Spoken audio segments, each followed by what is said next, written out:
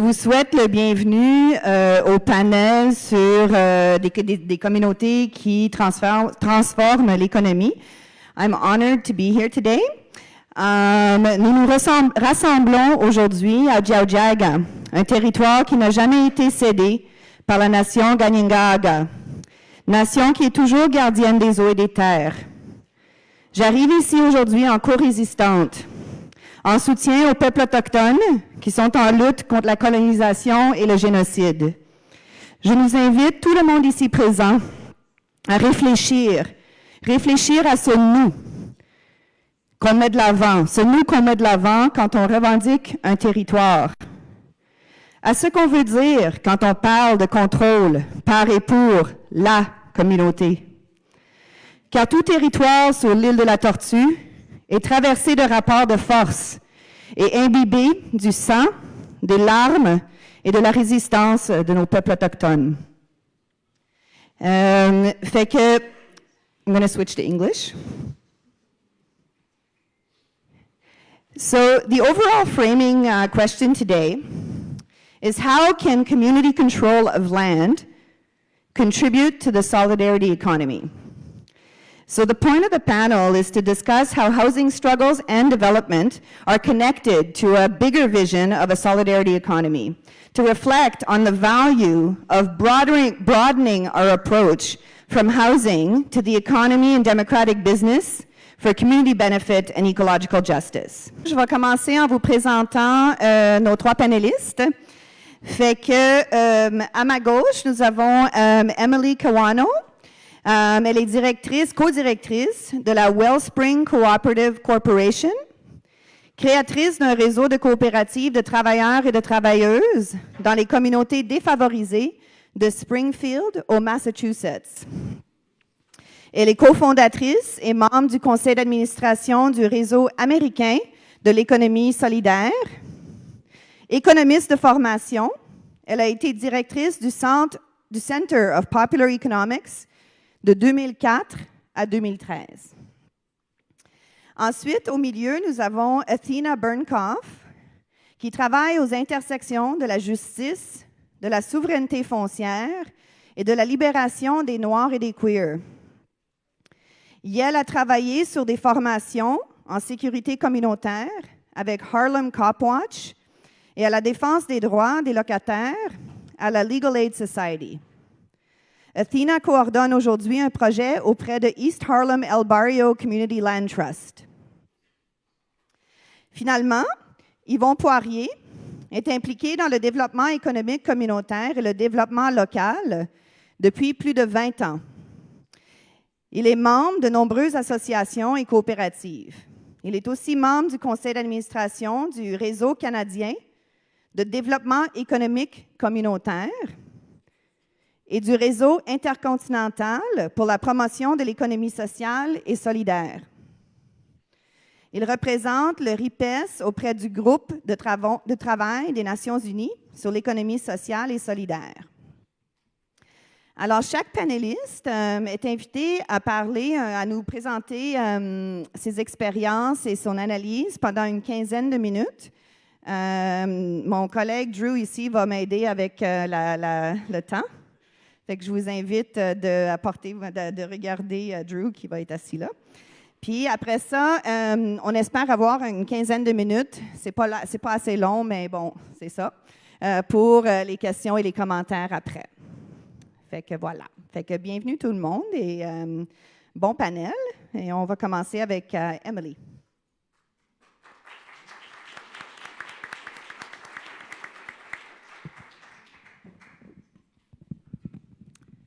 Thank you. I guess I'm first. Does that sound fine? Yeah, so my assignment is to first get us on the same page on what is the social solidarity economy, and then provide a bit of a segue into community land trusts. So I wanted just to start with a quick read of the room. How many people are familiar with social economy? How many people are familiar with solidarity economy? And So I wanted to start with saying that there is sometimes a conflation of the two, where social economy is often defined as a set of practices that can happily exist within capitalism, although others see it as a transitional strategy towards post-capitalism.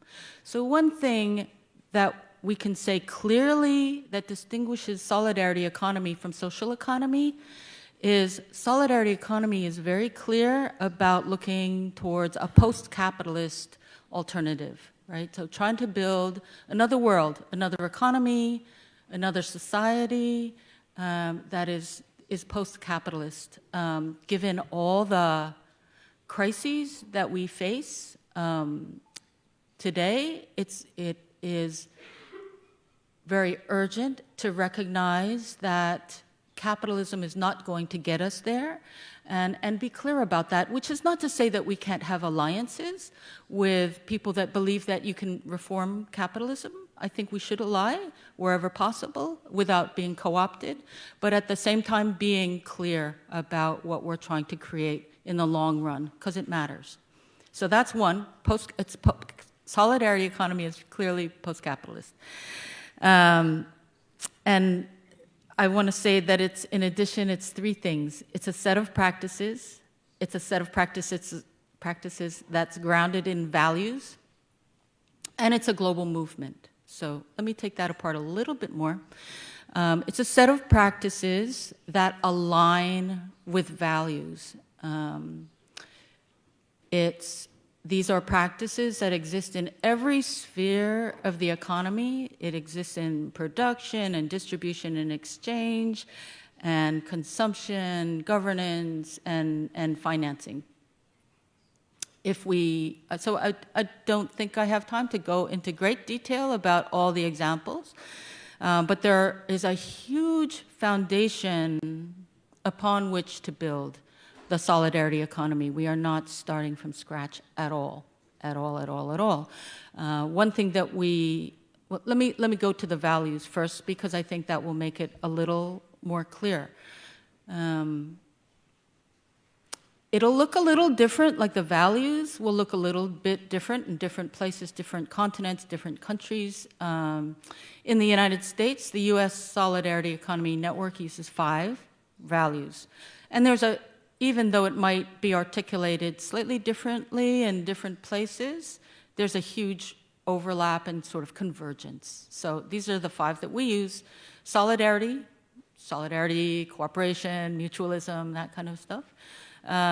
Democracy, so participatory democracy. So we're not obviously only talking about in the electoral sphere, but we're talking about at the workplace and in communities, etc.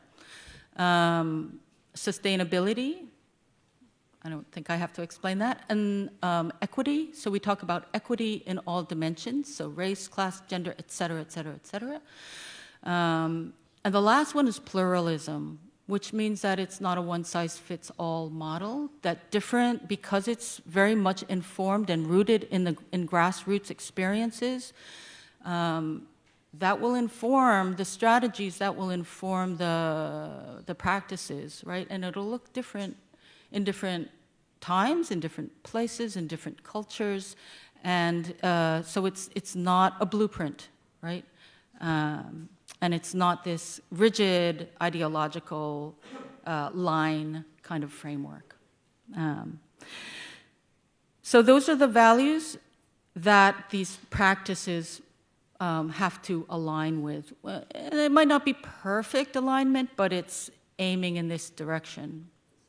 And so clearly from the get-go, certainly the emphasis on participatory democracy being embedded in the very structure as opposed to some kind of gift from, say, a benevolent owner is one of the demarcations of why capitalist enterprises are problematic in solidarity economy.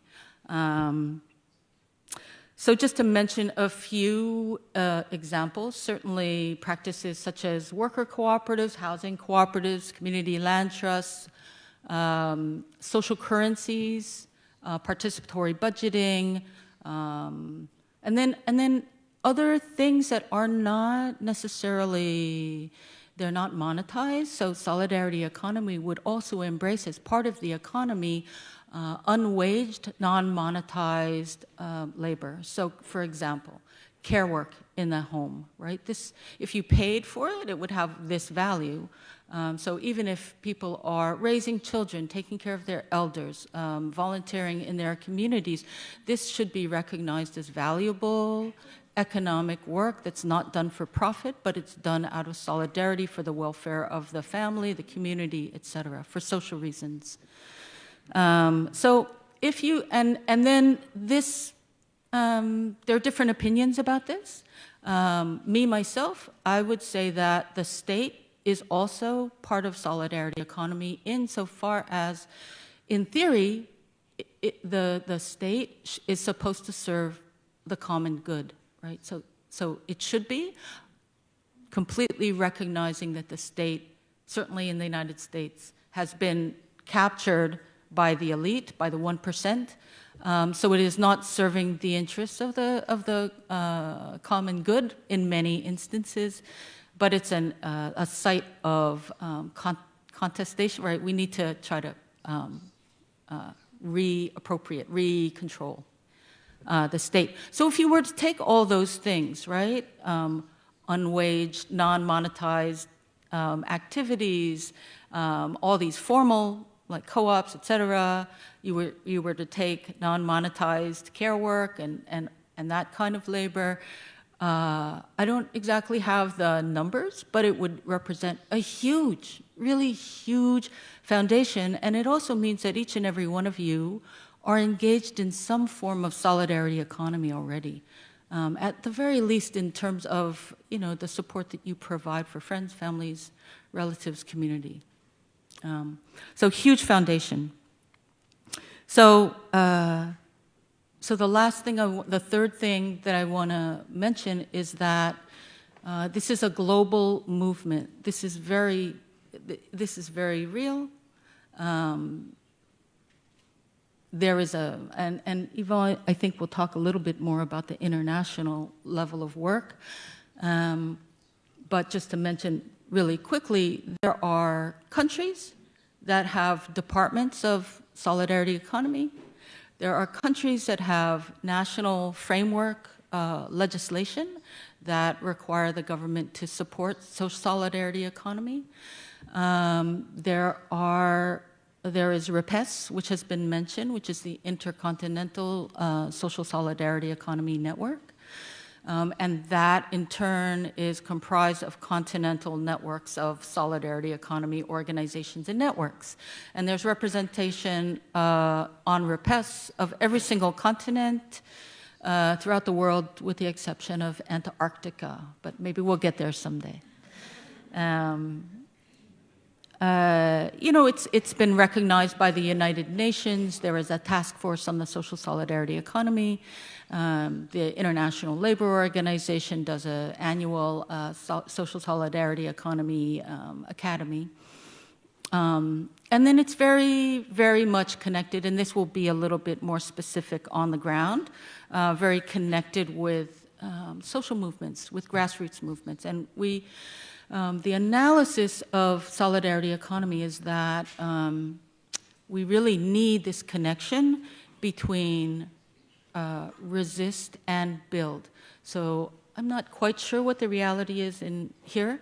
In the United States, our social movements have been much more embedded in resistance. So fighting against, thank you, various forms of oppression, and less focused on, well, what is the alternative? And so solidarity economy clearly is focused on what is the alternative and the build. And in the United States, for sure, there's been some gap between those groups that are engaged in resist and build. And now it's converging. We realize more and more that we need each other.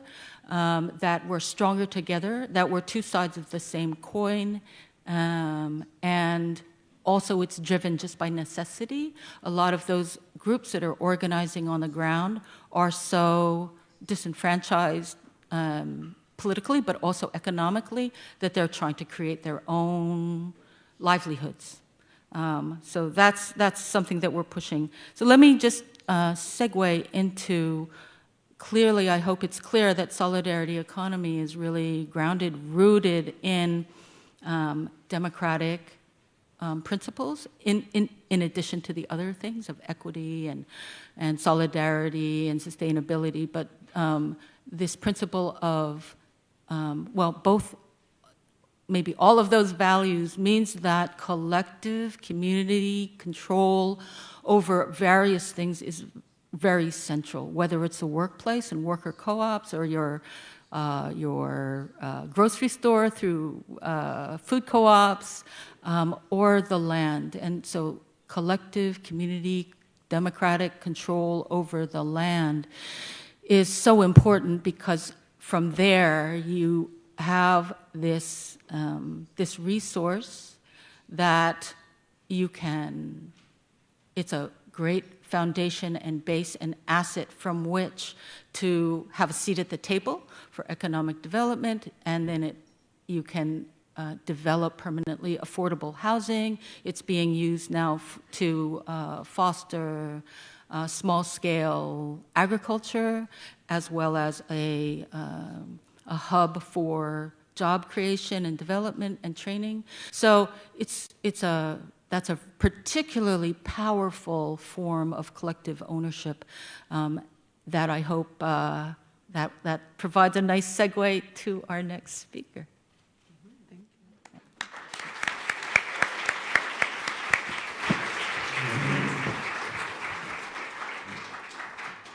So thank you, Emily. So our next speaker, Athena. Can someone help me sign into this? While that's happening, I would first like to thank everyone for deciding to be at this panel right now. There could be other places that you could be, so thank you for being here. And then also, of course, thank you to the organizers of this conference and for all the work and effort and energy and passion that has gone into it. Much appreciation for all of that. Sorry about that. Thank you. All right. So my name is Athena. I am the project coordinator of the East Harlem El Barrio Community Land Trust, located in Harlem, New York, in the U.S. I also want to state that while I have maybe some things to offer, there are plenty of folks in here who are so much more knowledgeable than I am, and I also stand on the backs of many people who have been organizing and doing this work for, well, before I was around. So I want to acknowledge that work. What I would like to talk about today is first give a bit of background of how the East Harlem and Barrio CLT operates and what we're working on, maybe a little bit of history, and then I want to go into work that we're doing in collaboration with other organizations across New York City to create what I'm calling a community land trust ecosystem. So I would like to vision with you all what an ecosystem for CLTs would look like within a solidarity economy. This will be mostly technical, and I'm hoping at the end we'll have time to do a bit of visioning together through conversation and questions. So I would like to start with this quote. I will read it out loud. The individual is not the smallest unit of society any more than an individual plant or animal is the smallest unit of an ecosystem. The relationship is the smallest unit of society, just as the relationship is the smallest unit of an ecosystem. It is the complexity of relationships that make up an ecosystem, and is the complexity of relationships that make up a society. And this quote comes from Movement Generation, which is an organization that operates out of California in the States. And they do amazing work in terms of what they call a just transition platform, which is trying to take communities outside of extractive economies and into what they call just and sustainable ecologies.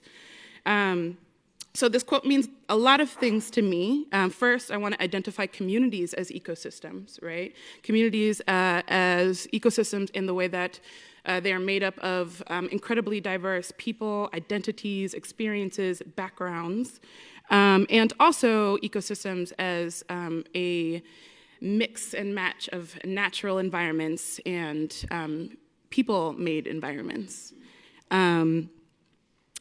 Since we're here talking about transforming ecosystems, I think it's, transforming communities, I think it's important to recognize what does that transformation demand of us. And I believe we're here talking about dismantling capitalism and white supremacy and ableism and cis-heteropatriarchy and colonialism.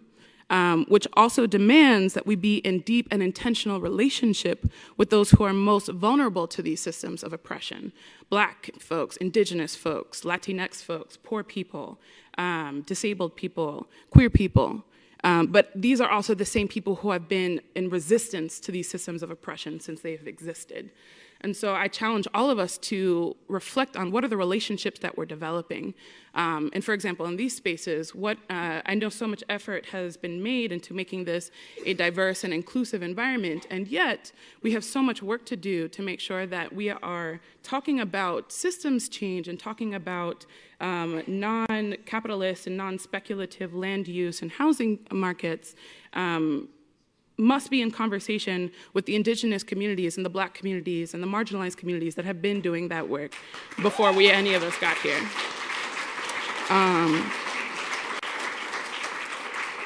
And I appreciate that earlier some folks from Parkdale mentioned that relationships must be based off of trust, and we all need to continue to exercise our ability to engage in folks and build trust amongst each other. So I offer really quick also this other definition of economy, which also comes from movement generation. Eco meaning coming from the Greek word oikos, which means home, and nami, I don't think it's quite nami what the Greek word is, but whatever that actual Greek word is, I apologize, means management. So economy, right, is actually how do we take care of our home? How are we taking care of the needs of our home? And our homes being the environment that we're on, but also our people. Our people are our home. So what does that look like? So I'll get into it. So this is the mission of the East Harlem Barrio CLT. We prioritize the development and preservation of community-controlled, truly and permanently affordable housing, as well as commercial, green, and cultural spaces that is specifically prioritizing the households of extremely low to low-income folks. I also want to stress that our organizational values mean that we are uplifting the leadership and prioritizing the needs of Black and Latinx people, homeless people, and poor people, and other folks of marginalized identities, because they are the ones who have been most impacted by processes of gentrification, of exploitative economies, and they are also the ones who have been resisting it and are visioning alternative realities. So the beginnings of East Harlem El Barrio, CLT, much honor and respect to Picture the Homeless, an incredible group founded and led by homeless people who work to challenge the root causes of homelessness. They began by questioning why is there so much vacant land in New York City, and Manhattan in particular, but across New York City. And they conducted a survey that led to the vacancy report, excuse my typo there, the Banking on Vacancy report that identified that so much land, so much vacant property was privately owned, and there was an exponentially increasing amount of vacant properties as the homeless population was also rising. And so homeless people were organizing to demand the city to reckon with how can this be that we have so much vacant property, so much dilapidated buildings, and yet there's no housing for people who are homeless. So that group of folks who was organizing created a class with City College students, which is part of New York City's public university. So students, in collaboration with PTH members, did a class learning about affordable housing issues and community control, and came to CLTs and MHAs as a potential solution. To investigate that further, PTH and other groups arranged a convening that was specifically exploring CLTs more thoroughly and down the years, the Banking on Vacancy report was released in 2011. And so over the years of organizing, fast forward to the convening in 2013, that led to the establishment of the New York City Community Land Initiative, which is a collaboration of multiple groups across the city who are exploring different forms of land use that are outside of exploitative economies and exploitative land use processes, and also specifically exploring CLTs. And East Harlem was identified as a pilot area because of the concentration of vacant land and properties in that neighborhood, and hence the birth of the East Harlem at Barrio CLT. What also helped propel us into action was a large-scale capacity building grant specifically for CLTs that went to East Harlem and Barrio CLT amongst other groups, including the New York City Community Land Initiative, which we fondly call NICELY. So this is a lot of words. I'm trying to move quickly through it. Excuse all the information I'm trying to jam in and little time. So the East Harlem and Barrio CLT is in the process of acquiring the land under 4 buildings that used to be in a city-based home ownership program. Suffice it to say that it was a home ownership program that was supposed to serve folks who had been living in dilapidated housing for decades. That promise was never met. Residents of these buildings never achieved home ownership, and the program is being phased out. And the CLT was identified as an organization that might be able to, let's say, pick up the work that New York City never finished. We are going to gut rehab the 4 properties, and then after that process is done, we will incorporate those properties as what is called Housing Development Fund corporations, which is a type of subsidized housing entity in New York City, in New York State, I believe. City, state, I'll get back to you with that one. And we will then proceed to establish a mutual housing association, one mutual housing association for all 4 properties, which we're seeing as a way of establishing a structure that allows for the democratic, tenant-led operation and management of these properties.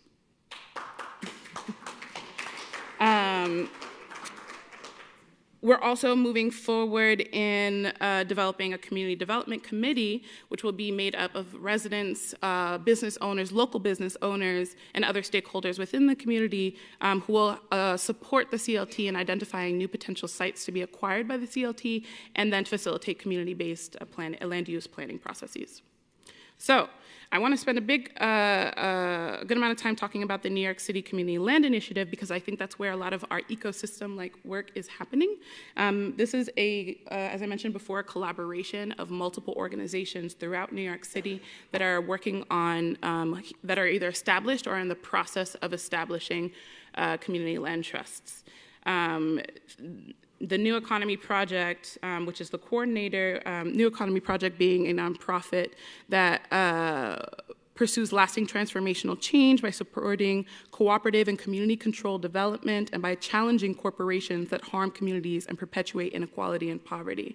They are kind of the facilitator of NICELY, and received part of the grant that the CLT also received in 2017 to establish what is called a learning exchange, which is a 2-year collaboration between groups that are emerging or established CLTs in New York City to learn together, to troubleshoot issues with each other, to run by scenarios, and to continue to advocate for the needs of CLTs and for the communities that are seeking to establish CLTs as a response to various critical community needs, including the rapid and violent gentrification that's occurring all across New York City.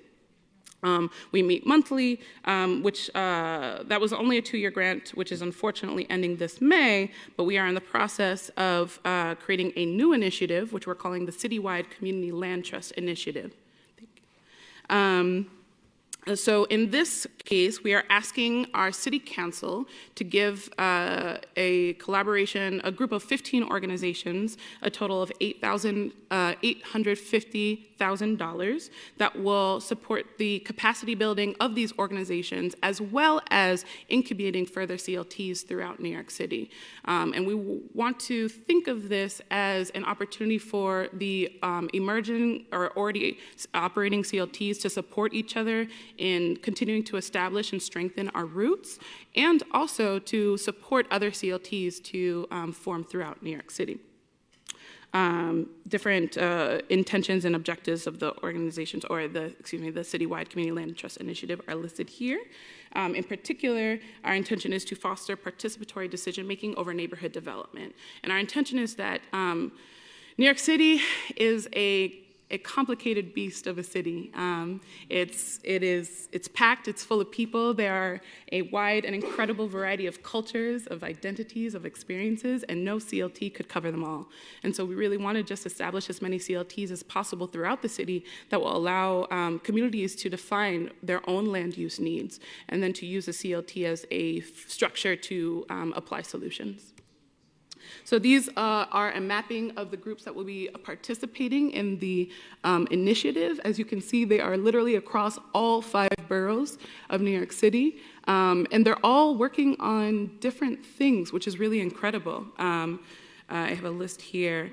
So some are doing affordable housing development, some are doing ecological plans, some are working to preserve community gardens, others are looking to establish commercial and industrial spaces. And we're specifically envisioning this initiative as, one, it's going to help increase the amount of land that's going to be taken off of the speculative market, right? And the more land that comes off the speculative market, the more resilient we will be to gentrification. And also, it's an opportunity for us to really imagine, if we had control of our land, what would we do with it? And imagine outside of the possibilities that we've been fed so far, right? We're talking about creating things that we've never experienced before, never seen before. And that sort of creativity comes from collaboration and cooperation. And the more folks that we get in the mix, and specifically the communities of color, the low-income communities of color that make New York City the beautiful place that it is, part of resistance looks like incredible creativity, right? Like one of the things that Black people always say, we'll make something out of anything. And so how can we channel that creativity into participatory land use processes? And that's pretty much it.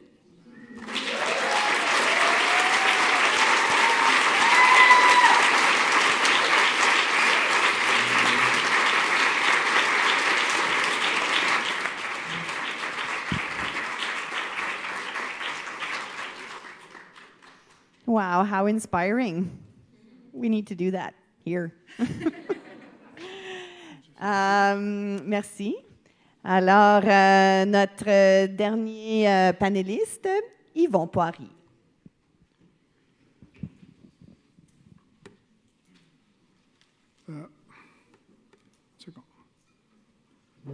Bonjour. Je vais parler en français. Je suis de Québec. Depuis une cinquantaine d'années. Auparavant, je suis de l'ex-dispensatoire comme acadien et beaucoup dans le milieu des coopératives quand j'étais jeune. Ça a été l'outil de la communauté. Je veux... Go.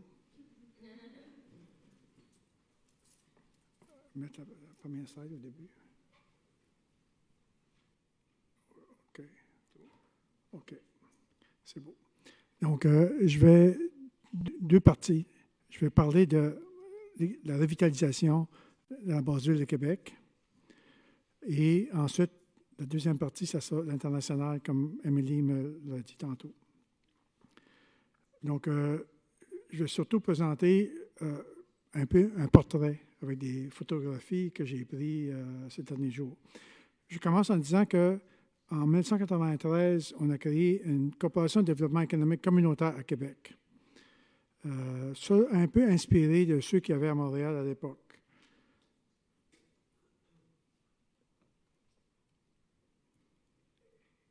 Donc, la CEDEC de Québec, ici. en 1993. Donc, c'est une table de concertation entre les milieux communautaires, des petites entreprises, des coopératives, ainsi de suite, parce que les 3 niveaux de gouvernement ont confié à la communauté, ont confié à la société civile la prise en charge pour la vitalisation, parce qu'il y a 25 ans, je pourrais vous en parler longtemps, la situation de Québec était très défavorisée dans la basse ville de Québec. Il y avait beaucoup de grands secteurs à l'abandon. 25 ans plus tard, ce que je vais vous montrer tantôt, avec des politiques gouvernementales, parce qu'il y a eu le maire de Québec, Jean-Paul Lallier, que ceux qui ont connu savent, a été très instrumental pour que la Ville de Québec soit partenaire avec les mouvements sociaux. Et il y avait des politiques en faveur de la vitalisation pour les citoyens et non pas pour les promoteurs immobiliers comme c'était le cas aux administrations précédentes. Mais je vais vous parler de quelque chose, je ne parlerai pas beaucoup du logement coopératif lui-même, mais je vais vous parler de coopératives d'une autre sorte au niveau locatif. Par exemple, ici, on a une coopérative qui s'appelle Méduse. C'est 10 organisations qui sont dans une coopérative propriétaire de cet espace. Il y a un groupe de théâtre, il y avait un radio communautaire, il y a des ateliers d'artistes, il y a des diverses sortes. Donc, le modèle à Québec même, il y a plusieurs édifices, on va vous en montrer quelques-unes de ce type-là. Il y a une première coopérative de ce type qui a été créée dans les années 80, la rue Petit-Champlain. Ceux qui sont à Québec connaissent peut-être l'histoire. La rue Petit-Champlain, c'est une coopérative. Chaque édifice appartient à la coopérative parce qu'on voulait éviter les spéculateurs étrangers, dont américains. On voulait s'assurer que ça appartienne au local. Donc, il y a plusieurs exemples comme ça à Québec et je trouve que c'est très inspirant de voir ces exemples. Un autre exemple qui s'est créé récemment, ici, c'est une coopérative de solidarité qui s'appelle Zéro déchet. Ça fait seulement 1 an. Donc, il y a beaucoup de petites initiatives de ce type-là. Ici, c'est la radio Basseville, qui est dans un édifice de Basseville. Ici, théâtre Labordé. On n'est pas habitué de voir des théâtres comme étant... on voit des théâtres comme étant des entreprises privées, mais en réalité, la majorité des théâtres, ce sont des entreprises à but non lucratif, comme ici, le théâtre Labordé, qui est dans Basse-Ville de Québec également, qui était à Hauteville avant, mais qui a descendu volontairement, délibérément à la Basse-Ville pour participer à la revitalisation de la Basse-Ville. Donc, c'est un projet de 6 millions de dollars financé partiellement par les gouvernements avec de l'aide des prêts de la Caisse d'économie solidaire. Ici, la librairie Pantoute, une librairie alternative qui s'est créée il y a 40 ans à Québec, mais depuis l'an dernier, c'est une coopérative de travailleurs. Donc, les fondateurs de la librairie ont donné la librairie aux employés, donc pour la survie. Ici, c'est une église qui n'est plus au culte depuis peut-être une quinzaine d'années. Et depuis l'an dernier, depuis 2 ans, c'est une coopérative de solidarité. Encore là, une coopérative où tu as des employés, mais également des gens de la communauté. Donc, le modèle de coopérative de solidarité qui existe maintenant à Québec est très intéressant, à la fois des bureaux et l'espace dans l'édifice. Ici, un autre, c'était une école avant, une école de métier technique, qui était partie du cégep Limoilou où j'étais. J'ai enseigné même dans cet édifice-là pendant quelques années. Et maintenant, c'est le centre Aline Lebel, encore la même chose. Le Conseil de la culture de la région de Québec, troupe de danse, etc., sont propriétaires de l'édifice à travers une coopérative. Donc, le centre Aline Lebel, donc, il est ici. Ici, c'est le centre Jacques-Cartier. C'est un autre organisme à but non lucratif. C'est une école primaire qui est fermée dans les années 70. Et maintenant, c'est un centre d'accueil. C'est un centre pour les jeunes des quartiers qui ont des difficultés à la maison. Ils veulent quitter. Donc, c'est un lieu d'accueil. Ils peuvent résider temporairement. Il y a également un restaurant d'insertion. Il y a des gens qui apprennent le métier de restaurateur dans le café. Donc, c'est un autre bel exemple. Ici, c'est l'édifice Fonds d'action, Fonds de travail de la CSN. Et un petit peu plus loin, l'édifice, qu'on voit ici, la Maison de la coopération. C'était l'édifice des syndicats CSN à l'époque. Mais depuis 2000, c'est un édifice copropriété de la Caisse d'économie solidaire qui a été fondée en 1971. 2 étages qui appartiennent à la CSN, mais 2 étages, c'est une coopérative qui loue des espaces, que ce soit le groupement des femmes de la région de Québec, ainsi de suite. Et la Société de Québec a ses bureaux à cet endroit. Donc, ici, c'est un HLM, mais à côté, on a un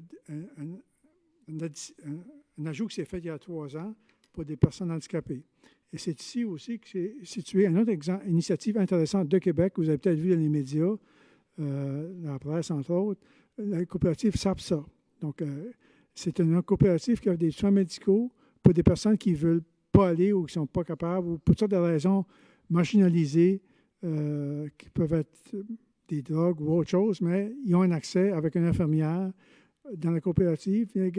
Finalement, après multiples efforts, le ministre Barrette avait accepté de financer. Et les nouveaux ministres acceptent de financer.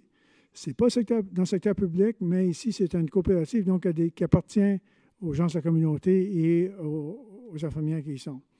Ici, c'est un autre exemple de Québec intéressant. Ça s'appelle La Fabrique. C'est une usine qui était là depuis 100 ans. Et la ville l'a acheté en 89 ou 10. Et on a fait un étage chez l'université, 2 étages chez les services de la ville. Et encore là, c'est parti de la revitalisation de la Basse-Ville de Québec. Les employés de la Haute-Ville sont descendus à Basse-Ville. Ils étaient réticents, mais après un petit peu de temps, ça s'est amélioré beaucoup. Ici, c'était un hôtel d'économie sociale qui appartenait finalement à un organisme à but non lucratif. Malheureusement, celle-là a fermé. Donc, c'est un échec aussi. En ce sens, après 15 ans, ça ne fonctionne plus. Ici, on est juste en direction de Saint-Roch. Ici, on a le jardin Saint-Roch. Tous les édifices à côté étaient à l'abandon dans les années 80. Tout a été revitalisé.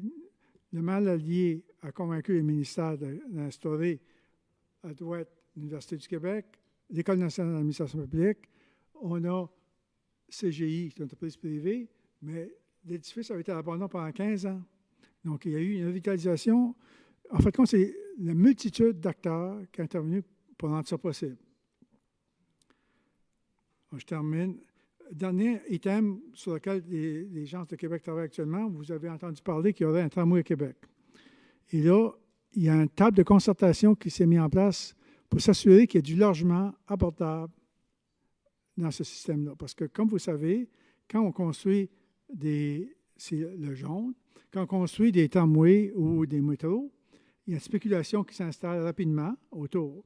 Donc, il y a une coalition large à Québec actuellement de groupes communautaires, s'entraident et beaucoup de monde pour réserver des espaces à proximité de la ligne pour du logement abordable. Donc, il y a beaucoup d'efforts, il y a une certaine ouverture de la ville, etc., parce que vous comprendrez que les promoteurs sont avides de prendre le contrôle. Donc, ici, je pense qu'il va y avoir certains compromis. Le rapport de force, je ne connais pas. Je termine. Il me reste combien de temps? 5 minutes. OK. On va lire l'international. Comme Émilie l'a dit tantôt, Émilie, on se connaît depuis longtemps parce qu'on a été sur le conseil d'administration du réseau international pendant quelques années. Comme Émilie l'a expliqué, on a réussi, en une période de 20 ans, à construire un véritable réseau international, ou intercontinental, chaque continent a sa propre organisation. On est présent dans une 60aine de pays. C'était un gros défi parce qu'on ne parlait pas de même nécessairement culture. Le terme d'économie solidaire était... Personne en Asie connaissait la terminologie avant 2007. Ailleurs, en Amérique latine, on parlait que d'économie solidaire. Ailleurs, on parlait d'économie sociale.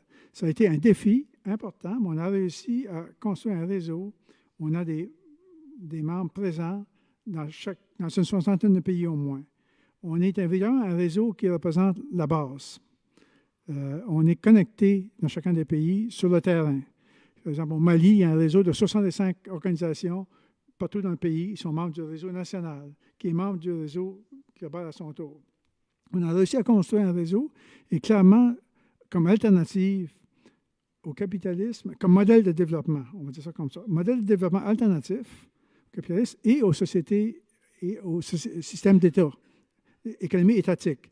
Dans les deux cas, la population n'a pas le contrôle. Dans les deux cas, ça appartient à des décideurs d'un autre niveau. Donc, c'est pour ça qu'on a fait un consensus là-dessus. Et effectivement, c'est un mouvement il y a deux approches. Il y a le plaidoyer au niveau des pays pour faire reconnaître cette approche plus communautaire des coopératives de logement, par exemple au Mali ou en Sénégal ou ailleurs. Donc, on construit une économie collective qui appartient aux personnes. Ils n'ont pas au capital. Donc, le bénéfice reste aux personnes, il reste dans la communauté. Mais en même temps, c'est un mouvement avec les autres mouvements sociaux. Parce qu'il y a beaucoup de mouvements sociaux sur la planète. Il y en a des dizaines de milliers. Mais il y en a plusieurs qui sont au niveau global, comme par exemple le commerce équitable mondial. Donc, on veut s'approcher d'eux parce on pense qu'on représente une alternative sur le plan économique qui répond aux besoins des gens. Et non pas parce que tout le monde... Je donne l'exemple suivant. L'ONU a adopté des objectifs de développement pour 2030. Le premier objectif, c'est d'éliminer la pauvreté.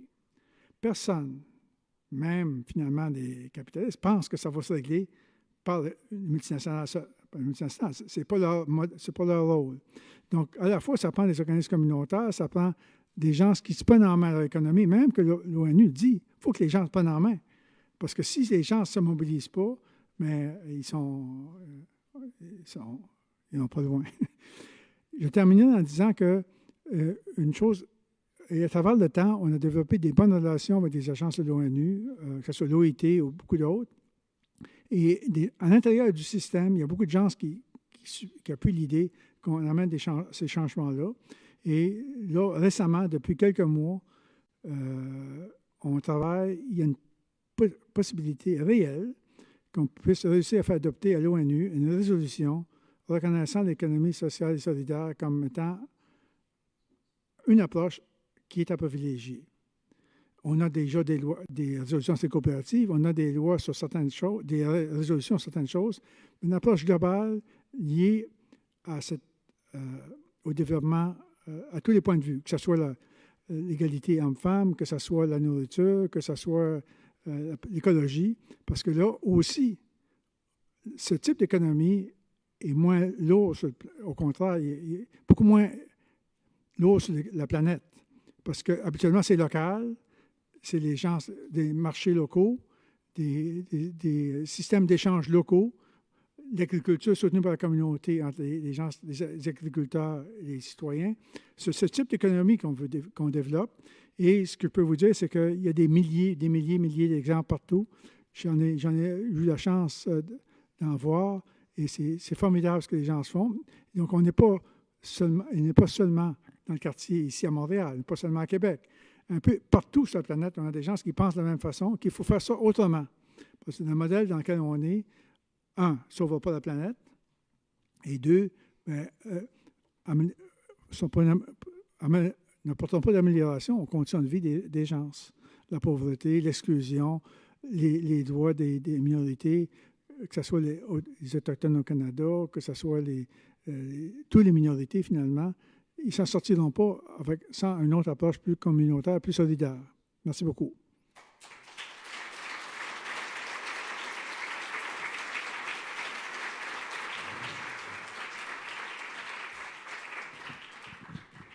Ah, merci Yvon. Wow, c'était très intéressant. Ce qu'on va faire, c'est que on va prendre des questions et commentaires de la salle. Je vais prendre, en fait, je t'ai vu, le monsieur en t-shirt avec rouge. Ce que je vais faire, c'est que je vais prendre 3 questions, 3 commentaires. Puis après ça, ça peut revenir en avant, si ça vous va. 3 questions, comments, and then back to you, so that people get the chance to talk a bit. Yeah? OK. Puis, évidemment, je vais y aller premier tour, deuxième tour, là. Fait que si vous voulez une deuxième tour, je vais attendre. Fait que j'ai une personne là-bas avec un T-shirt rouge, puis après ça, j'ai la personne avec le foulard carotté, puis après ça, j'ai la personne barbue, là.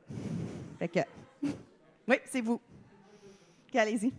I would firstly like to thank all the panelists who have participated in this activity, and for all of you who have helped organize the event, and also for those who came here today, because without participation, this could have never have occurred in the first place. My commentary is more specifically directed, not specifically and not entirely to Emily, but in general to something that has not been yet covered in this panel throughout my time here, and that is the problem of state. And I would say that, first of all, we must define what the state is. And be it whatever political philosopher that you look at, be it Bertrand Russell, Thomas Hobbes, Hegel, etc., it boils down to three things. Number one, centralization of government power. Number two, monopoly of the use of force. Number three, control over a particular section of territory. It is antithetical to community and direct democracy. It is the colloquial Leviathan, based on the ideology of survival of the fittest, and thus we are unable to self-govern and rule ourselves. Be it the UN or governments, they are all in services of centralized banks that reign while states rule over the communities. It is based on imperialism, totalitarianism, and colonialism. And whatever section you look at, be it the Queen or Canada, from its inception, from the dawn of the first city-state in Mesopotamia, it has and always been a church, wherein nationalism is its main religion, rooted in this false notion of superiority that separates us from the ultimate truth, that we are all human and thus should be allowed to govern and direct ourselves. Thank you. Merci.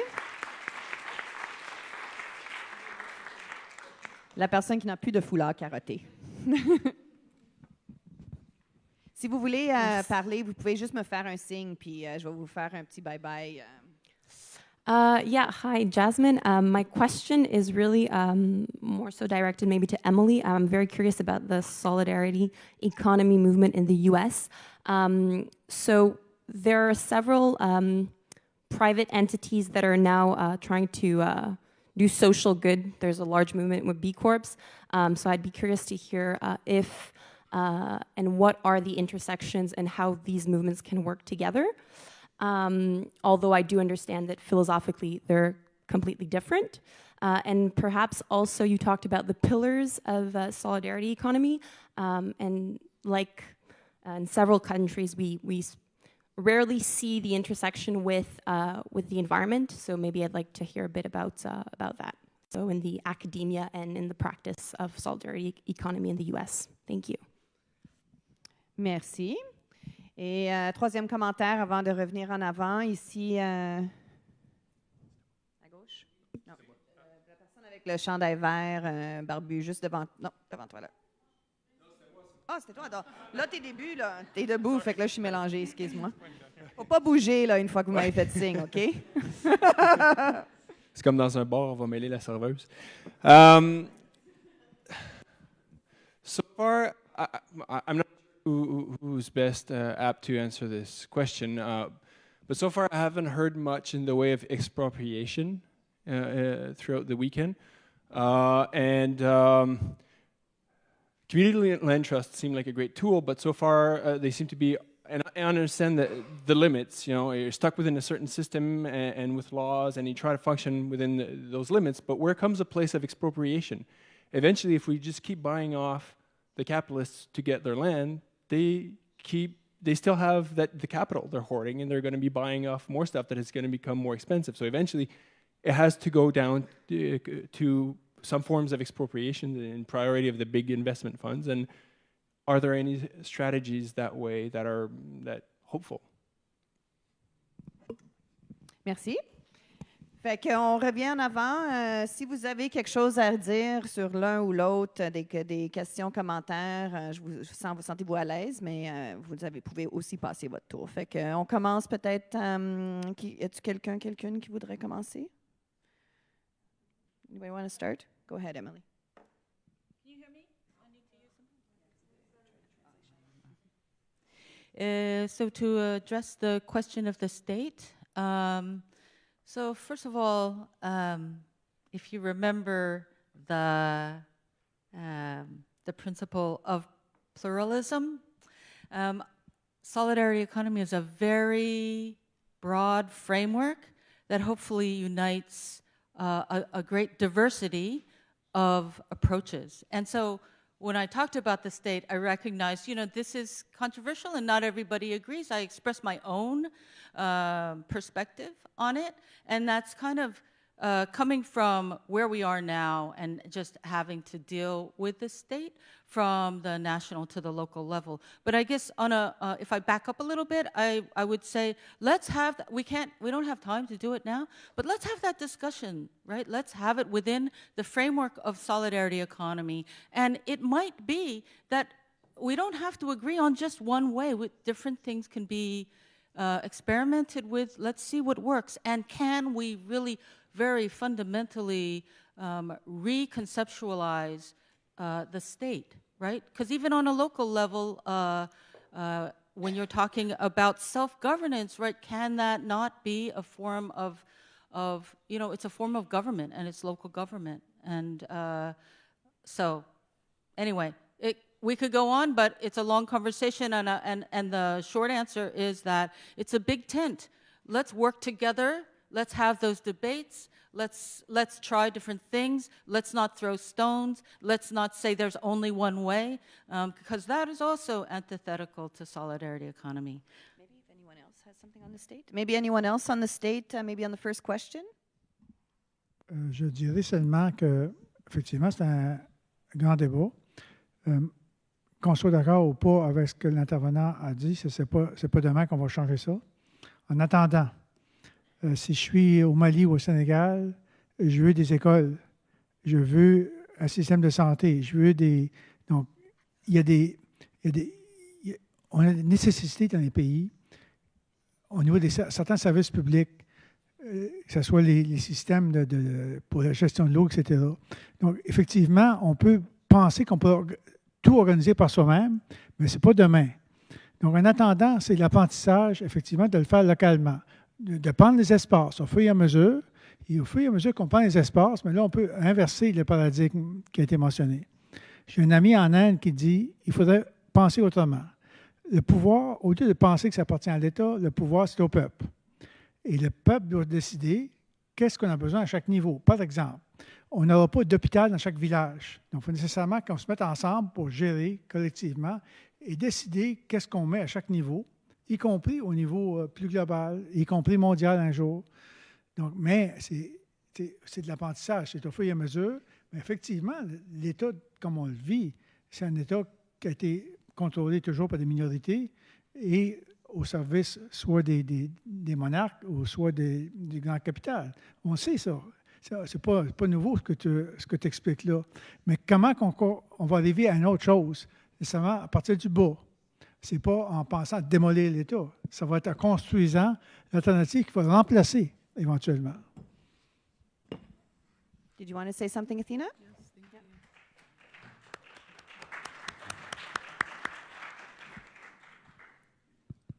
Is this on? Yeah. I think what I have to say, actually, it really echoes what has been said by my colleagues here, is that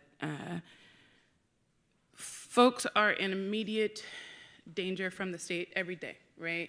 And that looks like the epidemic of evictions that's happening across cities, not just in Canada, right? Not even just in North America. That's probably a universal phenomenon to a certain extent.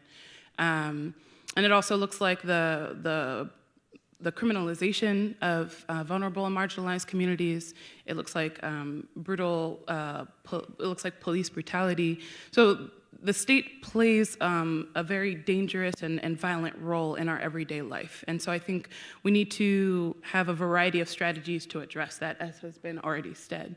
I think part of that looks like, how do we meet people's immediate needs, right? As has been mentioned earlier today at another panel today or workshop, we need to address the evictions that are happening. Folks can't really take action when they're on the street That's actually not true. People do it all the time, and homeless people are a force, but they shouldn't have to organize under those conditions, and it's incredibly difficult and painful and challenging.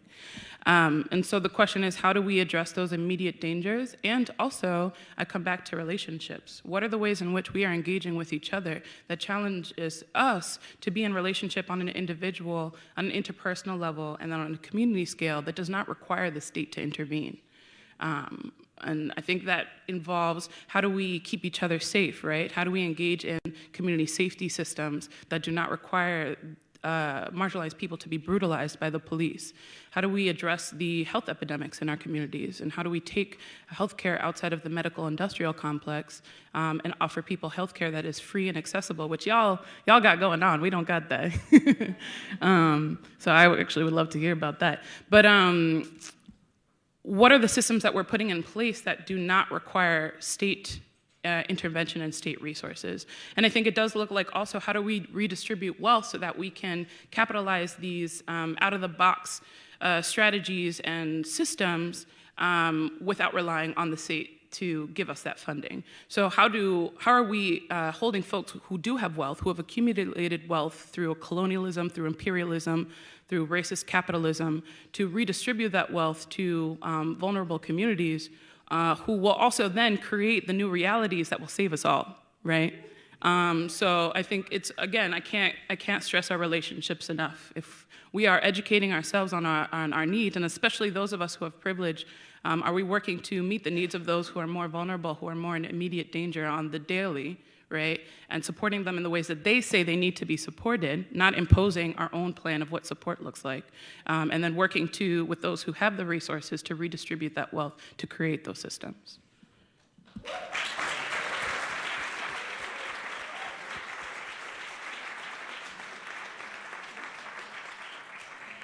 So that question brought a lot of really interesting content, so I wasn't cutting people off, even though now we only have 3 minutes left. So now maybe we can just close up by addressing maybe the rest of the questions that were asked, and I'm sorry, that's it for the timing. So, and then maybe do your closing words as you speak to the last questions that were asked. Thank you. Who wants to start? Yvon? Je veux seulement apporter une précision suite à un commentaire ou une question. Le réseau qu'on construit actuellement au niveau global, c'est économie sociale solidaire. Il n'y a pas sociale et solidaire. Ce n'est pas ensemble l'économie sociale et l'économie solidaire. C'est une économie sociale qui est solidaire, c'est-à-dire parce que ça veut donc dire qu'il y a de l'économie sociale qui n'est pas nécessairement solidaire. Autrement dit, notre mission, c'est c'est de faire la promotion d'une approche qui est à la fois répondre aux besoins des personnes, mais à la fois changer le système dans lequel on vit.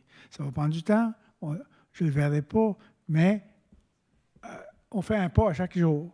Et dans ce sens-là, et c'est encourageant ce qui se passe parce que, puis ce qui, d'une certaine manière, encourageant aussi, c'est qu'on sait dans le système dans lequel on vit, n'a pas de réponse. Il aggrave les problèmes et même politiquement, les populismes qui sont très proches de ce qui s'est vécu dans les années 30 dans beaucoup de places. Donc, c'est véritablement inquiétant, mais en même temps, le mouvement civil, le mouvement d'économie qui appartient aux communautés grandit. Donc, je pense que je suis toujours optimiste. Merci, merci. Allô? Allô? OK. Emily? Quick response to the B Corp. So, you know, I mentioned that there's solidarity economy, and we're clearly about a post-capitalist vision, and that means that we are not embracing capitalist enterprises. B Corps, they could be non-capitalist, but mostly they're capitalist.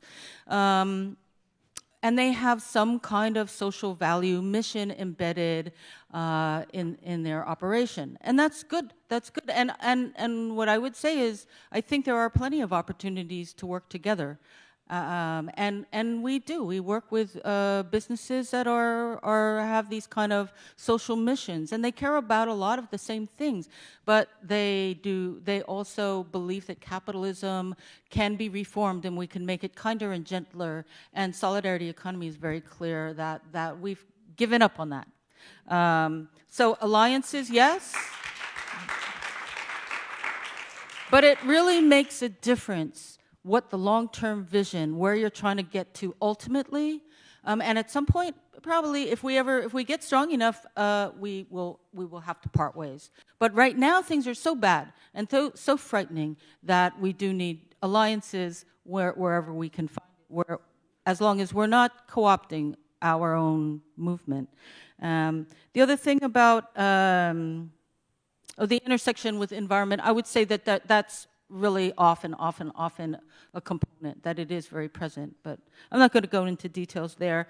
The thing about expropriation in the United States, I don't know of anything in particular that's going on. But just to say that recognizing history and recognizing the impact of colonialism and imperialism and slavery are really important. In the United States, there's a growing movement behind reparations for slavery. So those are the kind of things we really need to be conscious and foreground, right? Like appropriating these historical injustices and forms of oppression. So. Thank you, Emily.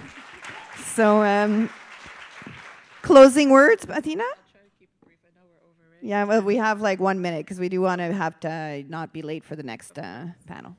Okay, I'll try to keep it brief. So in terms of the intersections of movements in the solidarity economy, I want to point out some organizations that are in operation in New York City, including CECEDNET, the Cooperative Economic Alliance of New York, and and NICNOC, the New York City Network of Worker Cooperatives.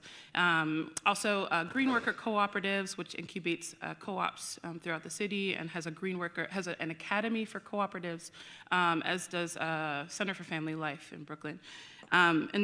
I'll be a broken record. I think it's about creating ecosystems of different forms of solidarity economy practices and structures who are collaborating and sharing resources and supporting each other, right? So CNIC provides a cooperative leadership intensive institute that does leadership training for groups who are doing work in the solidarity economy from different positions: land trusts, worker-owned cooperatives, caterers, like food justice caterers who are worker-owned and immigrant-led.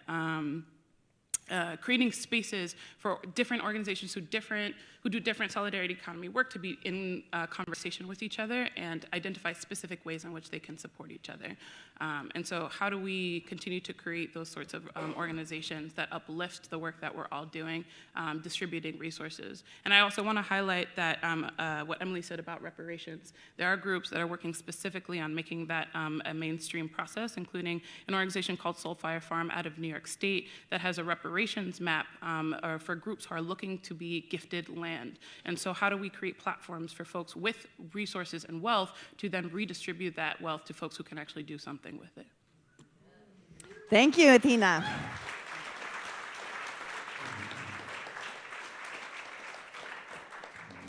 Fait que merci tout le monde. Merci pour votre participation.